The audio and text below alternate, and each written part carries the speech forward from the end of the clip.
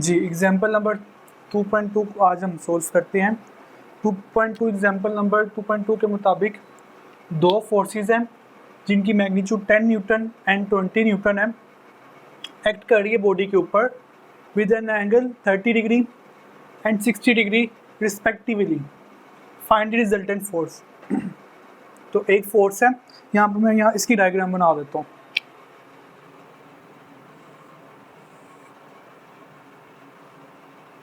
एक फोर्स है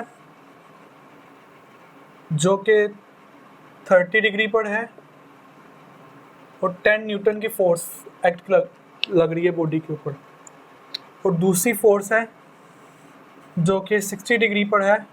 अच्छा, ये फोर्सेस को F1 F2 की बजाय मैं यहाँ पर A एंड B के साथ रिप्रेजेंट करूँगा। इसको मैं B के साथ रिप्रेजेंट कर देता हूँ। ये 20 न्यूटन की है और ये 60 डिग्री के ऊपर बॉडी के ऊपर लग रही है। आपने रिजल्टेंट फाइंड आउट करना है।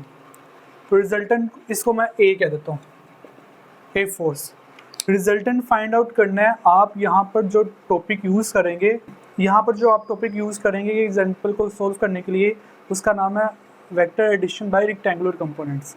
तो हम ये कह देते हैं कि A वेक्टर है, 10 न्यूटन की फोर्स है और इसका एंगल जो बना रहा है वो 30 डिग्री है, और B वेक्टर है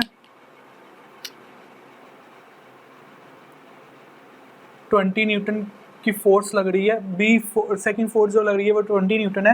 मैं इसको B के साथ रिप्रेजेंट कर रहा हूँ। बुक में F1 F2 के साथ रिप्रेजेंट किया गया है, तो मैं यहाँ पर आसानी के लिए A और B के साथ रिप्रेजेंट कर रहा हूँ। तो यहाँ पर जैसे आपने vector addition by rectangular components topic पढ़ा था, उसमें क्या निकाला था, पहले A x निकालेंगे, फिर A y निकालेंगे, फिर B x निकालेंगे, B y निकालेंगे, इन दोनों के x और y कंपोनेंट्स निकालेंगे, फिर R x निकालेंगे x कंपोनेंट्स को ऐड करके, फिर R y निकालेंगे y कंपोनेंट्स को ऐड करके, फिर टोटल रिजल्टेंट निकालेंगे और फिर इसके बाद उसका एंगल भी फाइंड आउट करेंगे। तो x कंपोनेंट निकालती हैं ax का, ax is equal to a cos theta के बराबर होगा। तो a जो है वो 10 न्यूटन है, cos यहाँ पर 30 डिग्री आएगा। तो 10 न्यूटन को जब cos 30 के साथ मल्टीप्लाई किया जाए 8.66 न्यूटन आता है। ये ax आ गया। अब ay निकालेंगे। ay कैसे आएगा, a sin थीटा वाला फॉर्मूला लगाते हुए। a अगेन यहाँ पर 10 न्यूटन है, साइन यहाँ पर अगेन कितना है 30 डिग्री, क्योंकि a वेक्टर का जो एंगल है वो 30 डिग्री है। तो 10 न्यूटन को जब साइन 30 डिग्री के साथ ज़रब किया जाए तो हमारे पास इसका आंसर आता है 5 न्यूटन आता है। कैलकुलेटर के ज़रिए आपने सोल्व करना है। मेरे पास कैलकुलेटर अभी इस वक्त अवेलेबल नहीं है, आपने इसको कैलकुलेटर के ज़रिए सोल्व आउट करना है। अब हम bx निकालते हैं। bx का फॉर्मूला क्या लगेगा, b cos थीटा। तो b यहाँ पर कितना है 20 cos 60 डिग्री। तो जब 20 को cos 60 डिग्री के साथ ज़रब की जाए तो हमारे पास आंसर आता है 10 न्यूटन। अब by निकालेंगे। by का फॉर्मूला लगेगा b sin थीटा। यहाँ पर b 20 है, साइन अगेन कितना है 60 डिग्री। जब 20 को साइन 60 के साथ ज़रब की जाए तो हमारे पास आंसर आता है 17.32 न्यूटन। ये बी वाई आ जाएगा। अब हमने क्या निकालना है, आर एक्स निकालना है। आर एक्स फाइंड आउट करते हैं।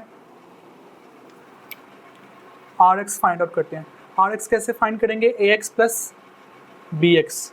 तो ए एक्स क्या आया था 8.66 एंड बी एक्स क्या आया था हमारे पास 10 न्यूटन। तो ये आ गया 18.66 न्यूटन आ गया, आर एक्स आ गया। अब आर वाई निकालते हैं।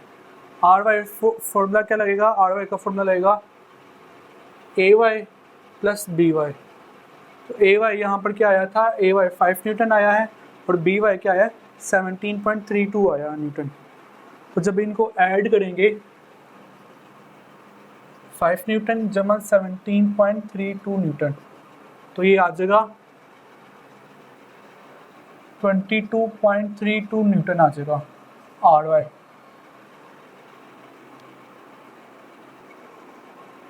तो रिजल्टेंट, अब हमने रिजल्टेंट यहाँ पर फाइंड आउट करना है। तो रिजल्टेंट फाइंड आउट करने के लिए जो फॉर्मूला लगेगा वो मैग्नीट्यूड का फॉर्मूला लगेगा, R is equal to R resultant magnitude is equal to R X का स्क्वायर। बिल्कुल सेम जो प्रीवियस टॉपिक पढ़ा है उससे रिलेटेड ये एग्जांपल है, तो ऐसे मैंने सोल्व करके बताया है ताकि आप लोगों को आसानी हो जाए। आर एक्स 18.6 का स्क्वायर है और आर वाई जो है वो 22.32 का स्क्वायर है। इसको सोल्व आउट किया तो सोल्व आउट करने के बाद हमारे पास जो आंसर आ रहा है 29 न्यूटन आ रहा है। ये रिजल्टेंट का मैग्नीट्यूड आ गया।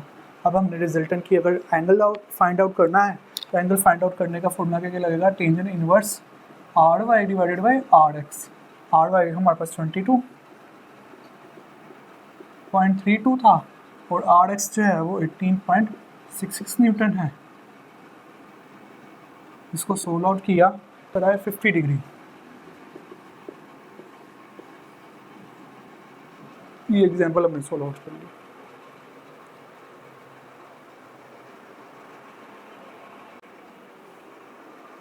अच्छा, चैप्टर नंबर 2.3 एग्जांपल हम इसको सोल्व आउट करते हैं।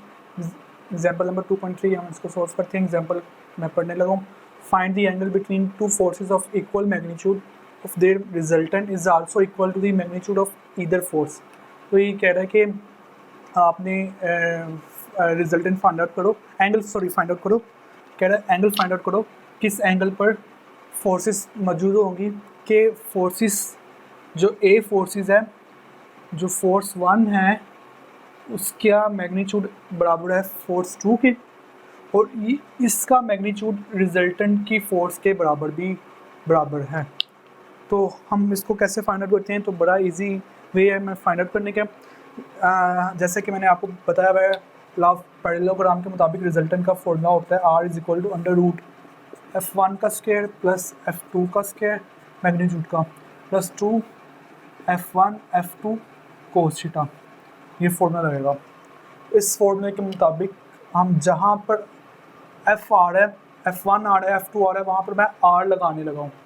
तो ये R इज इक्वल टू, क्योंकि मैग्नीट्यूड इक्वल है ना, तो इस वजह से F1 की जगह मैं R लगा दूँ तो कोई मसला तो नहीं है, F2 की जगह R लगा दूँ तो कोई मसला तो नहीं है, प्लस 2R2 का स्क्वायर प्लस कोस थीटा आ जाएगा। फिर इसको सोल्व आउट करते हैं। तो सोल्व करते हुए हमें पता है कि R मैग्नीट्यूड बराबर हो जाएगा अंडर रूट 2R का स्क्वायर प्लस 2R का square cos theta.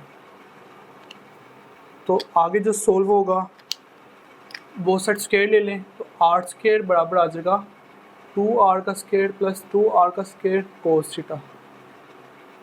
2R square उधर जाके माइनस हो जाएगा, तो R square minus 2R square is equal to 2R square cos theta आ जाएगा।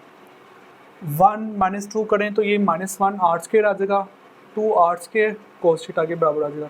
2R स्क्वायर उधर जाके डिवाइड हो जाएगा, 2R स्क्वायर कोस थीटा। तो R स्क्वायर कट गया तो आ जाएगा -1/2 कोस थीटा के। तो थीटा यहाँ पर उधर जाके इन्वर्स होगा तो फॉर्मूला बन जाएगा cos inverse -1/2 is equal to theta.